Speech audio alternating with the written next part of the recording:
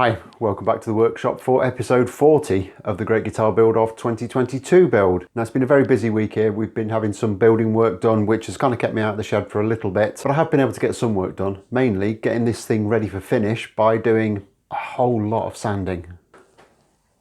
Okay, so I've done a little bit of work off camera just to move this along a little bit. I've kind of fettled these bushes that we put in last time, so they're all sat where I want them to be now. I've installed the ground wire from the bridge. Might just be able to see it poking through in that F-hole. And I've also put in a couple of little slivers of maple just under that unsupported edge of the fretboard, just to make that a little bit more secure. So all this really leaves us with now is the preparation for the finish. And there is quite a bit of sanding to do on this thing. And I appreciate that watching me sand something probably isn't the most entertaining thing that you can have, but we'll try and make the best of it. And the first thing that I want to do in terms of getting this sanded is to actually put a radius on this edge. Now a quick and easy way to do this would be just to run a route around it with a small radius bit in. However, we've got the neck glued in now, so that heel is going to stop the router going round.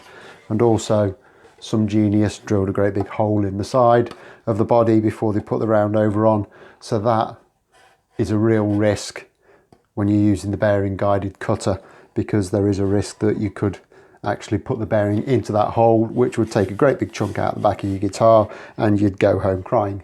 So we're not going to use the router. All I'm going to do is break out some reasonably rough sandpaper on a block, and I'm just going to knock that radius in by hand. Shouldn't really take too long.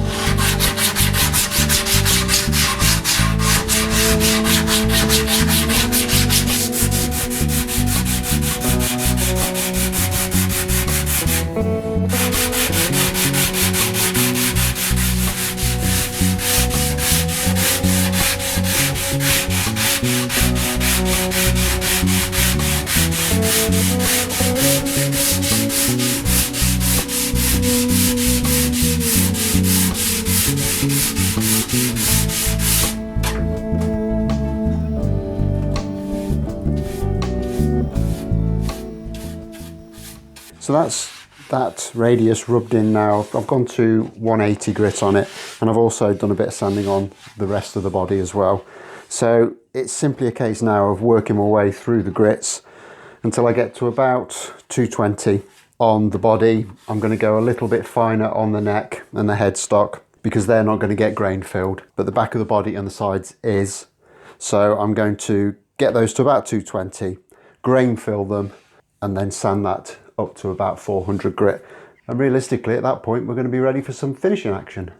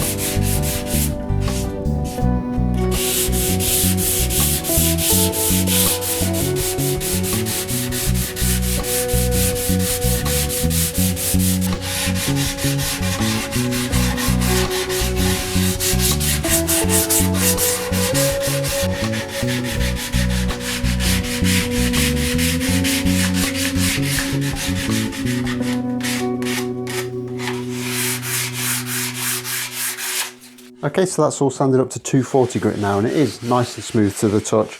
240 grit isn't particularly fine paper, but for this level of work it's kind of exactly what we need. So now that we've got the back and the sides sanded to 240, which is the grit we want, it's time to start to do some grain filling on this, and I'm not going to do anything fancy. I'm going to use this aqua coat, which I bought for the last build, and there's loads of it, so I want to get it used up before it goes off. And if you didn't see that build, this is just a clear water-based grain filler. I really liked the effect it gave me on the last job, so I'm quite happy to use this again. You could, if you wanted to, tint this with water-based dyes. I did think about tinting it black, but in the end I decided there was enough going on with this guitar as it was, so I'm just going to use it in its kind of untinted clear state. And it's simply just a matter of putting a fine coat on with a plastic squeegee.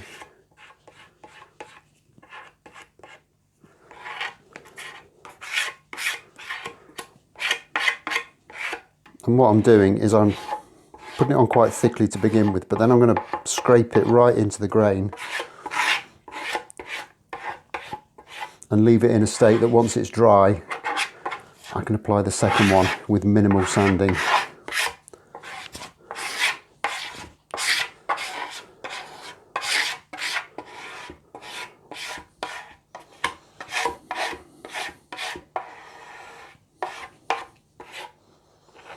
And as you can see, this stuff dries, or starts to dry at least, quite quickly.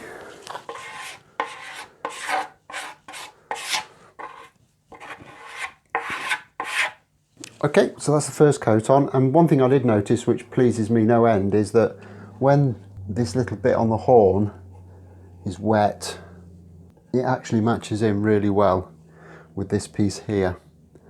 So it blends in lovely. So I don't think there's going to be a problem there at all in terms of getting it to look the same under some lacquer. What you tend to find is once you get the lacquer on, it kind of keeps this wet look, and if that's the case, I think that's going to be an absolutely fine joint. Don't think it's going to stand out at all. So really, really happy with that. So I'm going to leave this to dry now. It's probably going to be about half an hour or so. We can come back, we can just flat that back to a nice smooth finish, and if necessary, just give it a second coat. Okay, so this has been left now for quite a little while, probably about 40 minutes, and it's all nice and dry. So I'm just going to start very gently knocking this back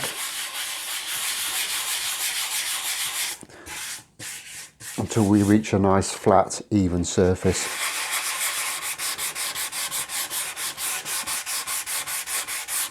And as you can see, happily, that's not really taking very long at all to achieve.